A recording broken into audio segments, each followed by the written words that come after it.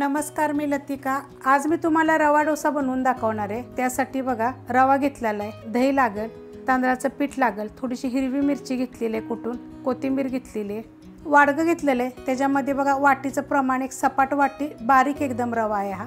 त्याच्यामध्ये आपल्याला 2 चमचे तांदळाचं पीठ टाकायचे। तर ह्या चमच्याच्या मापाने आपण 2 चमचे तांदळाचं पीठ टाकूया। रवा जे आहे ना एकदम बारीक आहे, जिरो रवा म्हणतात त्याला।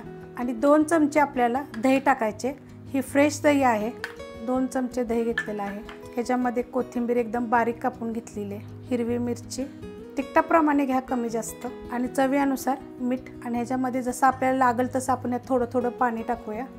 पाणी टाकून मिक्स करायचे। मिक्स करून घेतले बघा, तर अशा पद्धतीत झालेलं आहे।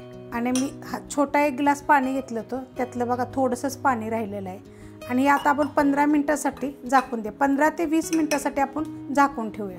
झाकून ठेवलं होतं आपण, तर बघा कसं झालेलं आहे, बघा अशा पद्धतीत होतं। आता ह्याला चांगलं हलवून घ्यायचं। मिक्स करून घेतलेलं आहे, तर आपण अजून हे थोडंसं पाणी टाकूया, कारण हे आपल्याला घट्ट थोडंसं वाटतं।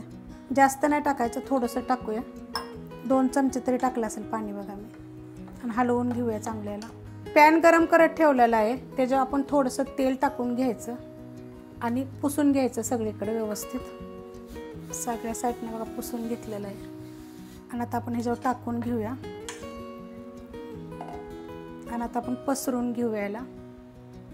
जेवढं आपल्याला पातळ करता येतील तेवढं पातळ करायचं। बघा मस्त असं झालेलं आहे। आणि चांगला भाजून देऊया आपण याला। आपण थोडंसं तेल टाकून घेऊया, असं लावून घ्यायचं पातळ एकदम, थोडंसं जास्त लावायचं नाही, थोडंसं। आणि खालची साईड आपण जर चांगली भाजल्यानंतरच आपल्याला ती पलटी करायची।